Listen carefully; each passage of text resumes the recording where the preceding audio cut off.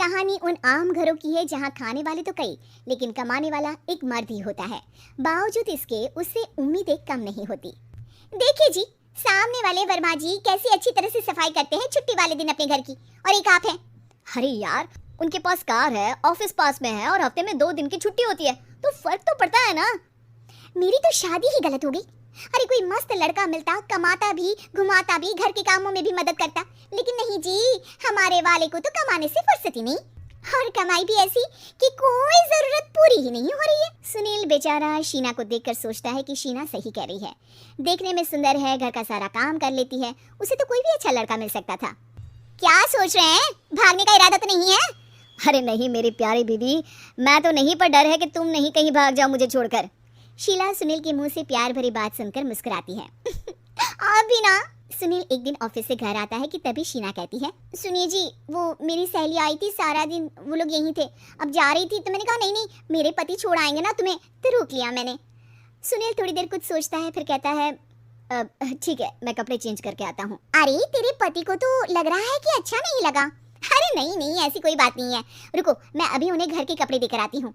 शीना अंदर जाती है जहाँ सुनील पलंग पर लेटा होता है। अरे क्या मजाक है, वो कह रही है कि आपने मुंह बना लिया।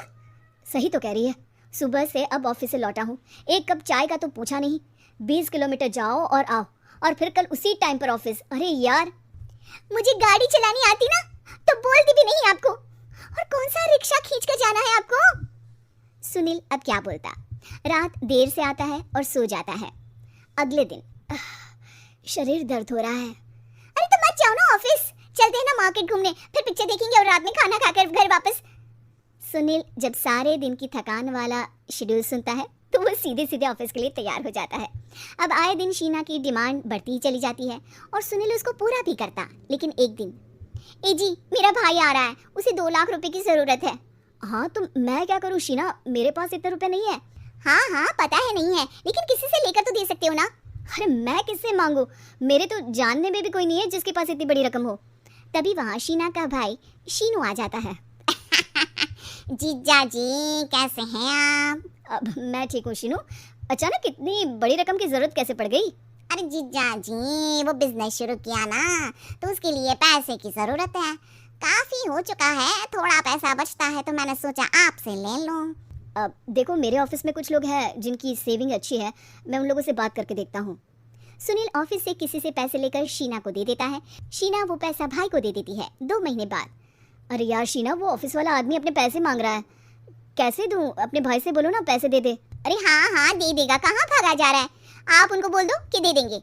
थोड़े दिन बाद, शीना वो आदमी मुझसे आज भी पैसे मांग रहा था यार, मैं तंग आ गया हूँ, ऑफिस जाते ही सामने उसका चेहरा दिखता है, क्या बोलूँ, बार बार पैसे मांगता है।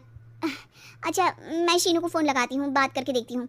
शीना भाई को फ़ोन करती है लेकिन वो फ़ोन उठाता ही नहीं। लगता है भाई कहीं ऐसी जगह है जहाँ नेटवर्क की समस्या होगी। सुनील अगले दिन दोपहर को ही घर आ जाता है। उसका चेहरा उतरा और परेशान सा होता है, वो रोने लगता है। अरे क्या हुआ जी, आप इतना परेशान क्यों हैं? सब ठीक तो है ना? अरे नहीं शीना, कुछ ठीक नहीं है, मैं ठीक नहीं हूँ। तुम्हारे भाई के लिए मैंने जो पैसे लिए थे, उस आदमी ने आज भरे ऑफिस में सबके सामने मेरी बेइज्जती कर दी।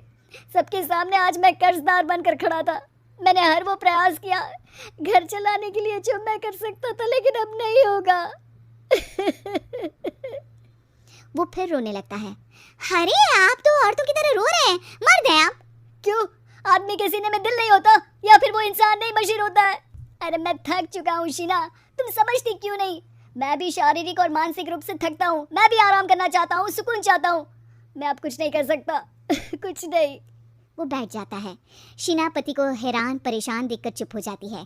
अगले दिन, सुनिए ये लीजिए 2 लाख रुपये, उस आदमी को दे दीजिए और बोल दीजिए कि आज के बाद किसी को पैसे के लिए बेइज्जत ना करे। सुनील पैसे देखकर राहत की सांस लेता है। अरे शीना, तुमने तो मेरा बहुत बड़ा काम कर दिया, अब मैं शान से ऑफिस जा सकता हूँ, लेकिन ये पैसे आए कहाँ से? ये पैसे मैंने अपने गहनों को गिरवी रख कर लिया है। तुम ठीक रहो, निश्चिंत रहो, मैं बस यही चाहती हूँ। मुझे माफ़ करना, पर अब मैं समझ चुकी हूँ कि मर्द को भी दर्द होता है।